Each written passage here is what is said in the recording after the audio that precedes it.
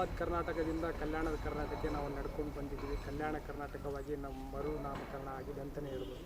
So ಹಂಗಾಗಿ ಕಲ್ಯಾಣ ಕರ್ನಾಟಕದ ಆಶೆಯನ್ನು ಹೊತ್ಕೊಂಡಿರುವ ನೀವು ಕಲ್ಯಾಣ ಕರ್ನಾಟಕದ ಬಗ್ಗೆ ಏನನ್ನು ತಿಳಿಸಿ. ಇವತ್ತು ಕಲ್ಯಾಣ ಕರ್ನಾಟಕ ಅನ್ನುವ ಹೆಸರಿಗೆ ಬಂದಿದ್ದೇವೆ. ಇದು ಒಂದು ದೊಡ್ಡ ಯಾತ್ರೆ ಇದೆ.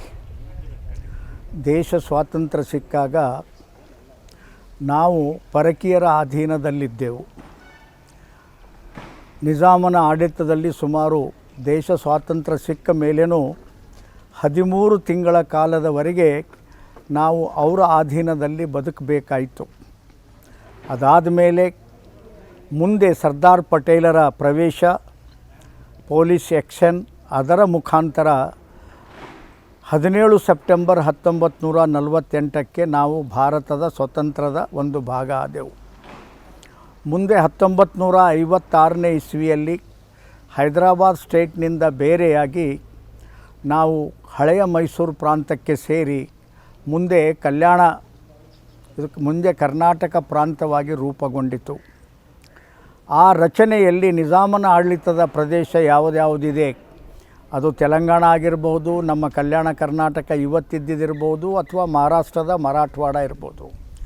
ಇವೆಲ್ಲ ಅತಿ ಹಿಂದುಳಿದ ಪ್ರದೇಶ ಅಂತ ಇರೋದರಿಂದ ಇದಕ್ಕೇನಾದರೂ ವಿಶೇಷ ಸರ್ಕಾರ ಅನುದಾನ ಕೊಡಬೇಕಂತ ಅನೇಕ ಆಂದೋಲನಗಳಾದವು.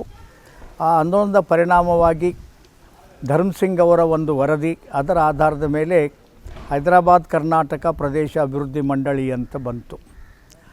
ಅಲ್ಲಿನೂ ಸಾಕಷ್ಟು ನ್ಯಾಯ ಸಿಗೋದಿಲ್ಲ ಅಂತ ಗೊತ್ತಾದಾಗ ಈ ಭಾಗದ ಒಬ್ಬ ಹಿರಿಯ ನಾಯಕರಾದ ವೈಜನಾಥ್ ಪಾಟೀಲ್ ಅವರ ನೇತೃತ್ವದಲ್ಲಿ ಒಂದು ದೊಡ್ಡ ಆಂದೋಲನ, ನಮಗೆ 371 ಇವತ್ತೇನು ಸಿಕ್ಕಿದೆ ಅವರ ಹೋರಾಟ, ಮತ್ತು ಇದು ಪಾರ್ಲಿಮೆಂಟ್ದಲ್ಲಿ ಪಾಸಾಗಬೇಕಾದರೆ ಆಗಿನ ಕಾಂಗ್ರೆಸ್ ಮತ್ತು BJP ಎರಡೂ ಸರ್ಕಾರಗಳ ಪಾತ್ರ ಅತ್ಯಂತ ಮುಖ್ಯವಾಗಿದೆ.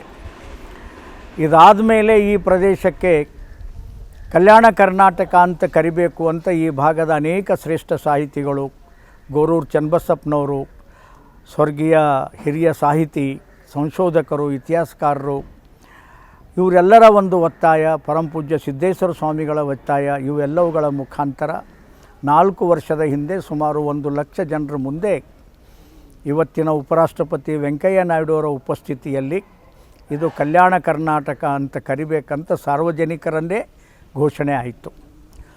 ಈ ಘೋಷಣೆಗೆ ಮನ್ನಣೆ ಕೊಟ್ಟು ಪ್ರಸ್ತುತ ಯಡಿಯೂರಪ್ಪನ ನೇತೃತ್ವದ BJP ಸರ್ಕಾರ ಕ್ಯಾಬಿನೆಟ್ ನಿರ್ಣಯದ ಮುಖಾಂತರ ಇನ್ನು ಮುಂದೆ ಎಲ್ಲೆಲ್ಲಿ ಹೈದರಾಬಾದ್ ಕರ್ನಾಟಕ ಇದೆ ಅದು ಕಲ್ಯಾಣ ಕರ್ನಾಟಕ ಅಂತ ಮಾಡಬೇಕಂತಾಯಿತು. ಆ ದೃಷ್ಟಿಯಿಂದ ಕಳೆದ 17ನೇ ಸೆಪ್ಟೆಂಬರ್ದಿಂದ ಈಗ ಈ ಪ್ರದೇಶ ಕಲ್ಯಾಣ ಕರ್ನಾಟಕವಾಗಿದೆ. ಇದು ಸತ್ಯ. ಕೇವಲ ಕಲ್ಯಾಣ ಕರ್ನಾಟಕ ಅಂತ ಹೆಸರಿಡೋದರಿಂದ ಎಲ್ಲ ಬದಲಾವಣೆ ಆಗೋದಿಲ್ಲ.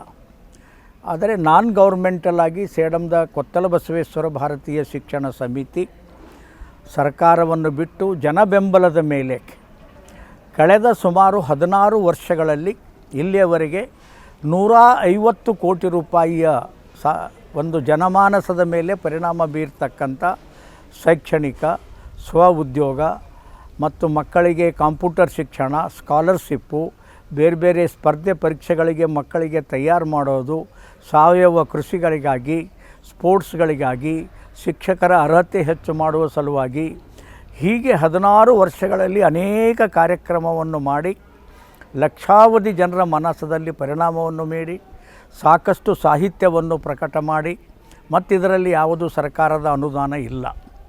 ಇದೆಲ್ಲವೂ ಸಮಾಜ ಮತ್ತು ಸಾರ್ವಜನಿಕರಿಂದ ಬಂದಂಥ ಅನುದಾನ. ವಿಶೇಷವಾಗಿ ಇನ್ಫೋಸಿಸ್ ಪರಿವಾರದವರು ಇದಕ್ಕೆ ಹೊರಗಿನಿಂದ ದೊಡ್ಡ ಸಹಾಯ ಕೊಟ್ಟಂಥ ವ್ಯಕ್ತಿ ಪರಿವಾರ ಅಂತ ನಾವು ಹೇಳಬಹುದು. ಇದೆಲ್ಲದರಿಂದ ಒಂದು ದೊಡ್ಡ ಆಂದೋಲನ ಮಾಡಿರ್ತಕ್ಕಂಥ ಈ ಸಂಸ್ಥೆ ಇವತ್ತು ವಿಕಾಸ್ ಅಕಾಡೆಮಿ ಅಂತ ಹೆಸರಿನಿಂದ ಕರೆಯಲ್ಪಡುತ್ತದೆ. ಈ ವಿಕಾಸ್ ಅಕಾಡೆಮಿನೂ ತನ್ನ ಕಣ್ಮುಂದೆ ಒಂದು 10 ವರ್ಷದ ಯೋಜನೆಯನ್ನಿಟ್ಕೊಂಡು 10 ವರ್ಷದಲ್ಲಿ ನಾವು ಏನೇನು ಮಾಡಬೇಕು ಅಂತ ನಾವು ಒಂದು ಯೋಜನೆ ಹಾಕ್ಕೊಂಡು 6 ವರ್ಷದಿಂದ ಪ್ರಯತ್ನ ಮಾಡ್ತಾ ಇದ್ದೀವಿ. 2025ರಲ್ಲಿ ಇದರ ಒಂದು ವಿರಾಟವಾದ ದೃಶ್ಯ ನೋಡಲಿಕ್ಕೆ ಸಿಗುತ್ತದೆ. ಸರ್, ಇನ್ನು ವಿಕಾಸ್ ಅಕಾಡೆಮಿಯನ್ನು ನಾವು ಯಾಕೆ ಸ್ಥಾಪನೆ ಮಾಡಬೇಕಾಯಿತು ಅಂತೇಳಿ ಅಂದ್ಕೊಂಡ್ರಿ. ಸೊ ವಿಕಾಸ್ ಅಕಾಡೆಮಿಯ ಸ್ಥಾಪನೆಯ ಮುಖ ರೂವಾರಿ ನೀವಾಗಿರ್ತಾರೆ. ಸೊ ನಮ್ಮ ಭಾಗಕ್ಕೆ ಈ ಥರದಾದ ಒಂದು ಸಂಸ್ಥೆ, ಈ ಥರದ ಒಂದು ಅಸೋಸಿಯೇಷನ್ ಬೇಕಾಗಿತ್ತು ಅಂತೇಳಿ ಯಾವ ರೀತಿಯಾಗಿ ಆಲೋಚನೆ ಮಾಡಿದ್ರು? ಪ್ರಾರಂಭದಲ್ಲಿ ನಾವು ಇದನ್ನು ಕೊತ್ತಲ ಬಸವೇಶ್ವರ ಶಿಕ್ಷಣ ಸಮಿತಿಯ ಆಶ್ರಯದಲ್ಲಿಯೇ ಕೆಲಸ ಮಾಡ್ತಿದ್ದೆವು. ಆದರೆ ಯಾವಾಗ 2010 ಕಳೆದ ಮೇಲೆ ಇದರ ಬಜೆಟ್ಟು ಹೆಚ್ಚಿಗಾಯಿತು, ಮೂಲ ಶಿಕ್ಷಣ ಸಂಸ್ಥೆ ಬಜೆಟ್ಟೇ ಕಡಿಮೆ ಆಯಿತು. ಅಯ್ಯೋ ಇನ್ನೇನು ಮಾಡೋದು, ಇದರದೇ ಹೆಚ್ಚಾಯಿತು, ಅದು ಕಡಿಮೆ ಆಯಿತು, ಇನ್ನು ಮುಂದೆ ಇದ್ರ ಕೆಲಸ ಯಾಕಂದರೆ 5 ಜಿಲ್ಲೆ ವ್ಯಾಪ್ತಿ ಇರೋದರಿಂದ ನಾವು ಪ್ರತ್ಯೇಕವಾಗಿ ನಾವು ಇದನ್ನು ಮಾಡಲಿಕ್ಕೆ ಅನಿವಾರ್ಯವಾಗಿ ಕೊತ್ತಲ ಬಸವೇಶ್ವರ ಶಿಕ್ಷಣ ಸಮಿತಿಯ ಅಧೀನದಲ್ಲಿಯೇ ನಾವು ಇದನ್ನು ವಿಕಾಸ್ ಅಕಾಡೆಮಿ ಅಂತ ಪ್ರಾರಂಭ ಮಾಡಿದ್ದೇವೆ. ಇದು ಬಿಟ್ಟು ಬೇರೆ ಏನೂ ಕಾರಣ ಇಲ್ಲ ಮತ್ತು ಈಗ ಅದೇ ಹೆಸರಿನಿಂದ ನಾವು ಮಾಡ್ತಾ ಇದ್ದೇವೆ. ಈಗ ಇಲ್ಲೇನು ನಮ್ಮ ಸಭೆ ನಡೆದಿದೆ, ಇದು ಬಹುಶಃ ನಮ್ಮ ವಿಕಾಸ್ ಅಕಾಡೆಮಿ ಮುಂದೆ 4 ವರ್ಷದ ನಂತರ ಒಂದು ಬಹುದೊಡ್ಡ ಕಾರ್ಯಕ್ರಮ, ಕೊತ್ತಲ ಬಸವೇಶ್ವರ ಶಿಕ್ಷಣ ಸಮಿತಿಯ 50ನೇ ಸ್ವರ್ಣ ಜಯಂತಿ ಕಾರ್ಯಕ್ರಮ ನಡೀತದೆ. ಅದೇ ರೀತಿ ದೇಶದಲ್ಲಿ ಒಂದು ದೊಡ್ಡ ಸಂಸ್ಥೆ ಭಾರತ ವಿಕಾಸ್ ಸಂಗಮ ಅಂತಿದೆ. ಅದಕ್ಕೆ KN ಗೋವಿಂದಾಚಾರ್ಯರು ಅಂತ ಹಿರಿಯರಿದ್ದಾರೆ. ಅದು ಏನೆಂದರೆ ಪ್ರಕೃತಿ ಕೇಂದ್ರಿತ ವಿಕಾಸ, ಮಾನವ ನಿಸರ್ಗದ ಜೊತೆಯಲ್ಲಿ ಹೊಂದಿಕೊಂಡು ಬದುಕಬೇಕನ್ನೋದೇ ನಮ್ಮ ಮುಖ್ಯವಾದಂಥ ಗುರಿ. ನೆಲ, ಜಲ, ಪಶು, ಪಕ್ಷಿ, ಗಿಡ, ಗಂಟೆ ಇವು ಮಾನವನ ಪರಿವಾರ. ಇವೆಲ್ಲವೂ ಸರಿಯಾಗಿದ್ದರೆ ಈ ಭಾಗನೂ ಸರಿಯಾಗಿರ್ತದೆ. ನನ್ನ ಹಳ್ಳಿ, ನನ್ನ ದೇಶ, ನನ್ನ ಜಿಲ್ಲೆ, ನನ್ನ ಜಗತ್ತು. ಈ ದಿಕ್ಕಿನಲ್ಲಿ 16 ವರ್ಷಗಳಿಂದ ಏನು ಕೆಲಸ ಮಾಡ್ತಾ ಇದ್ದೀವಿ. ವಿಕಾಸ್ ಅಕಾಡೆಮಿಯಿಂದ ಕಳೆದ 9 ವರ್ಷದಿಂದ ಏನು ಕೆಲಸ ಮಾಡ್ತೀವಿ, ಅದರದ್ದೊಂದು ಸಣ್ಣ ಕಳೆದ ವರ್ಷದ ಅವಲೋಕನ ಮಾಡಿದೆವು. ನಾವು ಏನೇನು ಕಾರ್ಯಕ್ರಮಗಳನ್ನು ಮಾಡಿದ್ದೇವೆ ಮತ್ತು ಮುಂದಿನ ವರ್ಷವೂ ನಾವು ಈ ದಿಕ್ಕಿನಲ್ಲಿ ಏನೇನು ಕಾರ್ಯಕ್ರಮ ಮಾಡಬೇಕು. ಅದು ವೃಕ್ಷಾರೋಪಣದ ಕಾರ್ಯಕ್ರಮ ಇರ್ಬೋದು, ತೀವ್ರಗತಿಯಲ್ಲಿ ಅದನ್ನು ಹೇಗೆ ಬೆಳೆಸಬೇಕು, ಶಿಕ್ಷಣದಲ್ಲಿ ಪ್ರಾಥಮಿಕ ಹಂತದಿಂದ ಉನ್ನತ ಶಿಕ್ಷಣದವರೆಗೆ ಇರಬಹುದು. ಅದೇ ರೀತಿ ಸಾವಯವ ಕೃಷಿ ಆಗಿರ್ಬೋದು, ದೇಸಿ ಹಸುಗಳನ್ನು ಬೆಳೆಸ್ತಕ್ಕಂಥ ಕಾರ್ಯಕ್ರಮ ಆಗಿರ್ಬೋದು ಮತ್ತು ಈ ಭಾಗದ ಲಕ್ಷ ಜನರಿಗೆ ಉದ್ಯೋಗ ಕೊಡುವ ದೃಷ್ಟಿಯಿಂದ ಕಾರ್ಯಕ್ರಮ ಇರ್ಬೋದು. ಇದಕ್ಕೆ ಸಂಬಂಧಪಟ್ಟಂತೆ ಒಂದು ಅಮೂಲಾಗ್ರವಾದಂಥ ಚಿಂತನೆ ಈ ಸಭೆಯಲ್ಲಿ ನಡೆದಿದೆ. ಅದಕ್ಕೆ ಬೇಕಾದಂಥ ಚಾಲನೆ ಕೊಡುವ ಕೆಲಸ ನಡೀತಾ ಇದೆ. ಇದೊಂದು ವೈಚಾರಿಕ ಕ್ರಾಂತಿ ಇದೆ. ಈ ವೈಚಾರಿಕ ಕ್ರಾಂತಿಯಲ್ಲಿ ಎಲ್ಲವೂ ನಾವೇ ಮಾಡಬೇಕು ಅಂತಿಲ್ಲ. ಇವತ್ತು ಈ ಕ್ರಾಂತಿಯ ಪರಿಣಾಮ ಸರ್ಕಾರದ ಮೇಲೆ ಆಗಿ ಇವತ್ತು ಕರ್ನಾಟಕ ಸರ್ಕಾರವೂ ಸಹ ಇವತ್ತು ಕಲ್ಯಾಣ ಕರ್ನಾಟಕ ಮಾನವ ಸಂಪನ್ಮೂಲ ಕೃಷಿ ಹಾಗೂ ಸಂಸ್ಕೃತಿ ಸಂಘ ಅಂತ ಸ್ಥಾಪನೆ ಮಾಡಿ ಇಡೀ ಕಲ್ಯಾಣ ಕರ್ನಾಟಕ ಪ್ರದೇಶಕ್ಕೆ ಕರ್ನಾಟಕ ಪ್ರದೇಶ ಅಭಿವೃದ್ಧಿ ಮಂಡಳಿ ಬಿಟ್ಟು ಮತ್ತೆ ಪ್ರತ್ಯೇಕ 500 ಕೋಟಿ ರೂಪಾಯಿ ಸರ್ಕಾರ ಕೊಟ್ಟಿದೆ. ಒಂದು ಈ ಭಾಗದ ಸಮಗ್ರ ವಿಕಾಸ ದೃಷ್ಟಿಯಿಂದ ಇದೆಲ್ಲವನ್ನು ಗಮನದಲ್ಲಿಟ್ಕೊಂಡು ಹೀಗೆ ಅನೇಕರು ನಮ್ಮ ಚಟುವಟಿಕೆಯಿಂದ ಪ್ರೇರಣೆ ಪಡ್ಕೊಂಡು ಬೇರೆ ಬೇರೆ ಮುಖದಲ್ಲಿ ಕೆಲಸ ಮಾಡಲಿಕ್ಕೆ ಪ್ರಾರಂಭ ಮಾಡಿದ್ದಾರೆ. ಇದರ ಒಂದು ಅವಲೋಕನ ಮತ್ತು 4 ವರ್ಷದಲ್ಲಿ ನಾವು ಮಾಡುವ ಸತತ ಪ್ರಯತ್ನ, ಅದು ಪ್ರವಾಸೋದ್ಯಮದ ಮುಖಾಂತರ ಆಗಿರ್ಬೋದು, ಉದ್ಯೋಗ ಕೊಡುವುದರ ಮುಖಾಂತರ ಆಗಿರ್ಬೋದು, ಇಡೀ ಪರಿಸರವನ್ನೇ ಸುಂದರ ಪರಿಸರ ಮಾಡುವುದರ ಮುಖಾಂತರ ಆಗಿರ್ಬೋದು, ಹಳ್ಳಿಯ ಬದುಕು ಗೌರವದ ಬದುಕು ಮಾಡುವಂಥದ್ದಾಗಿರ್ಬೋದು, ಜೀವನ ಶೈಲಿ ಮತ್ತು ಆಹಾರ ಶೈಲಿ, ಉತ್ತಮ ಆಹಾರ, ಉತ್ತಮ ಹಾಲು ಪ್ರತಿ ಪರಿವಾರಕ್ಕೆ, ಈ ರೀತಿ ಕೆಲವು ಚಟುವಟಿಕೆಗಳ ಮುಖಾಂತರ ಇಡೀ ದೇಶಕ್ಕೆ ಒಂದು ಮಾದರಿ ಕೊಡಬೇಕು ಅಂತ ನಮ್ಮ ಇಚ್ಛೆ ಇದೆ. ಆ ದಿಕ್ಕಿನಲ್ಲಿ ಎಲ್ಲರೂ ಪ್ರಯತ್ನ ನಡೆದಿವೆ. ನಮ್ಮ ವಿಕಾಸ್ ಅಕಾಡೆಮಿ ಇನ್ನೂ ದಾಪುಗಾಲ ಹಾಕಿ ಮುಂದಿನ 4-5 ವರ್ಷ ಕೆಲಸ ಮಾಡ್ತದೆ. ಆವಾಗ ಇದು ಒಂದು ಕೇವಲ ಈ ಭಾಗಕ್ಕಷ್ಟೇ ಅಲ್ಲ, ಇಡೀ ಕಲ್ಯಾಣ ಕರ್ನಾಟಕಕ್ಕೆ ಮತ್ತು ಇಡೀ ಭಾರತಕ್ಕೆ ಒಂದು ವಿಶ್ವಾಸ ಕೊಡುವ ವಿಕಾಸ್ ಅಕಾಡೆಮಿ ಆಗುತ್ತೆ ಅಂತ ನಾನು ಹೇಳಲಿಕ್ಕೆ ಇಚ್ಛೆ ಪಡ್ತೇನೆ. ಈ ವಿಕಾಸ್ ಅಕಾಡೆಮಿ ಅಂದಾಕ್ಷಣ ಒಂದಿಷ್ಟು ಜನಗಳಿರ್ತಾರೆ, ತೆರೆ ಹಿಂದೆನೂ ಕೆಲಸ ಮಾಡುತ್ತಾರೆ, ತೆರೆ ಮುಂದೆನೂ ಕೆಲಸ ಮಾಡುವಂಥದ್ದು. ಎಷ್ಟು ಜನಗಳ ಒಂದು ಒಕ್ಕೂಟದಲ್ಲಿ, ಎಷ್ಟು ಜನಗಳ ಒಂದು ಸಮೂಹದಲ್ಲಿ ಈ ಕೆಲಸ ನಿರ್ವಹಣೆ ಆಗ್ತಾ ಇದೆ? ಯಾವ ರೀತಿಯಾದಂತಹ ಈ ಫಂಡನ್ನು ನೀವು ಯುಟಿಲೈಸ್ ಮಾಡ್ಕೋಬೇಕಂತಿದ್ದೀರಾ? ಯಾವ ಕಾರ್ಯಕ್ರಮಗಳ ರೂಪರೇಷೆಗಳನ್ನು ನೀವು ತಯಾರು ಮಾಡಿದ್ದೀರಾ? ವಿಕಾಸ್ ಅಕಾಡೆಮಿ ಇದು ಒಂದು ಟ್ರಸ್ಟ್ ಇದೆ 7 ಜನರದ್ದು. ಇದರ ತೆಳಗಲ್ಲಿ ನಾವು ನಮ್ಮ ಅನುಕೂಲತೆ ದೃಷ್ಟಿಯಿಂದ ಸರ್ಕಾರದ ಕೊಪ್ಪಳದವರೆಗೆ 5 ಜಿಲ್ಲೆ ಇದ್ದರೆ ನಾವು 9 ಜಿಲ್ಲೆ ಅಂತ ನಮ್ಮ ಅನುಕೂಲಕ್ಕೆ ತಕ್ಕಂತೆ ಮಾಡಿದ್ದೇವೆ.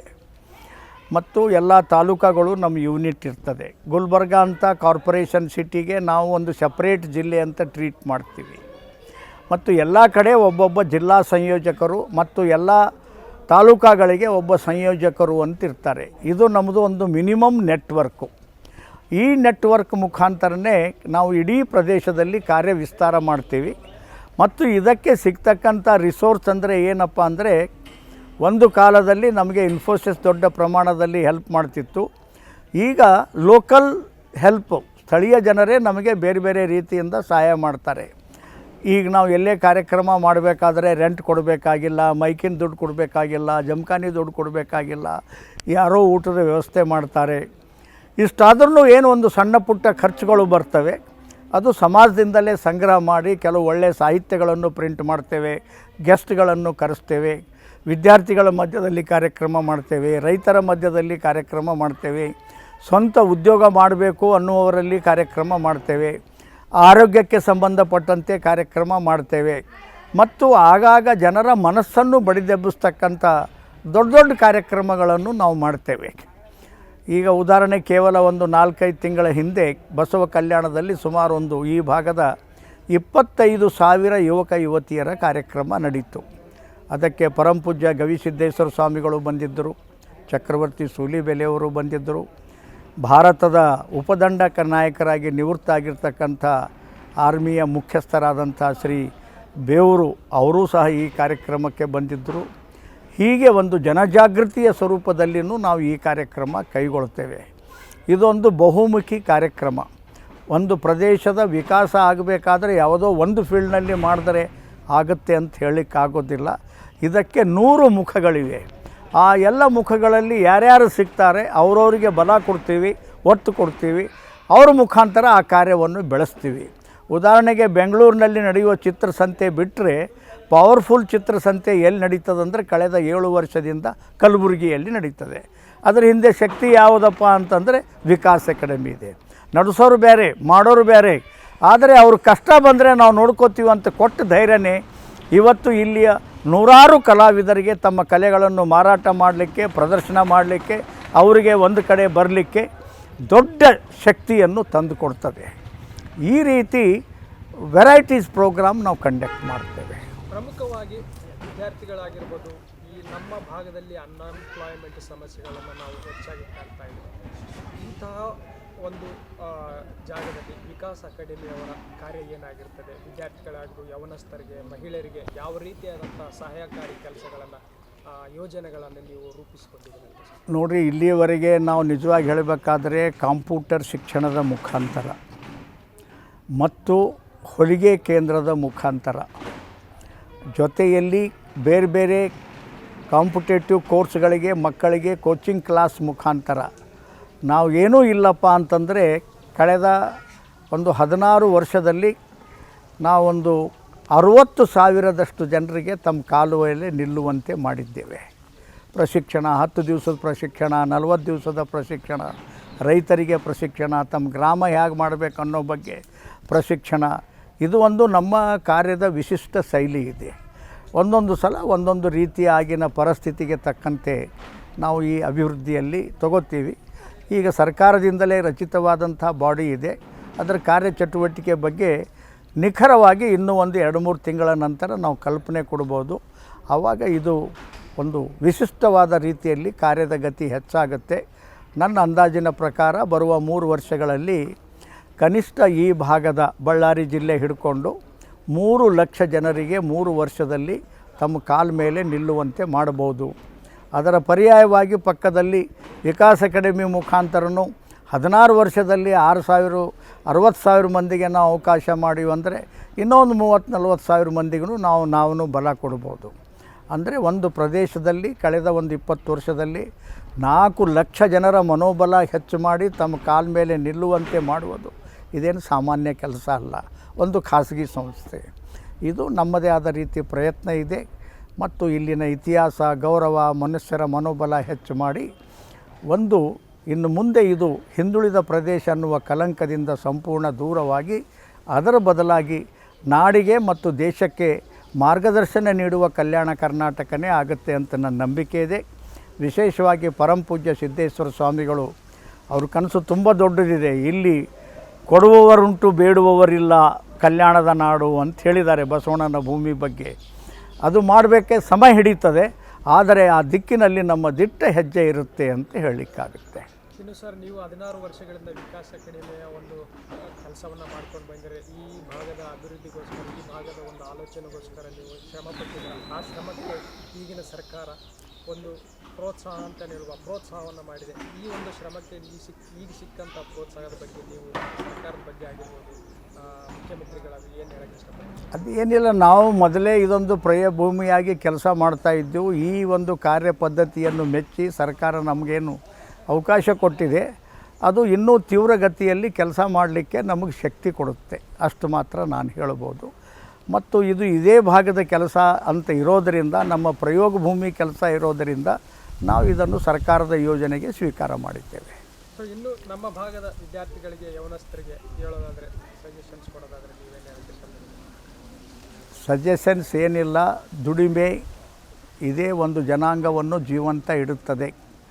ಆಳಾಗಿ ದುಡಿ, ಅರಸಾಗಿ ಉಣ್ಣು, ಕೈ ಕೆಸರಾದರೆ ಬಾಯಿ ಮೊಸರಾಗುತ್ತದೆ, ಕಾಯಕವೇ ಕೈಲಾಸ, ದುಡಿಮೆ ದೇವರ. ಇದು ಘೋಷಣೆ ಆಗಬಾರದು, ನಿಜ ಜೀವನದ ಶೈಲಿ ಆಗಬೇಕು. ದುರ್ಭಾಗ್ಯದಿಂದ ಇವತ್ತು ಪ್ರತಿಯೊಂದಕ್ಕೂ ಸರ್ಕಾರದ ಮುಂದೆ ಕೈ ಚಾಚುವ ಏನು ರೋಗ ಬಂದಿದೆಯಲ್ಲ, ಆ ರೋಗದಿಂದ ನಮ್ಮ ಯುವಕರು ಯುವತಿಯರು ಎಷ್ಟು ಬೇಗನೆ ಮುಕ್ತಿ ಪಡಿತಾರೆ, ಅಷ್ಟು ಈ ಭಾಗದ ವಿಕಾಸ ತೀವ್ರಗತಿಯಲ್ಲಿರ್ತದೆ. ಯಾಕಂದರೆ ಕೈ ಚಾಚುವನು ದೀನನಾಗ್ತಾನೆ, ದೀನ ಮನುಷ್ಯನಿಂದ ತಲೆ ಎತ್ತಿ ನಿಲ್ಲುವ ಸಮಾಜ ಕಟ್ಟಲಿಕ್ಕೆ ಆಗೋದಿಲ್ಲ. ಅದಕ್ಕಾಗಿ ಎಂಥ ಕಷ್ಟದಲ್ಲಿದ್ದರೂ ನಾನೇನವತ್ತು ಹಳ್ಳಿ ಊರಿನಲ್ಲಿ ನೋಡ್ತೇನೆ, ಒಂದು ಗುಡಿಸಿನಲ್ಲಿ ಒಬ್ಬ ಅಜ್ಜಿ ಇರ್ತಾಳೆ.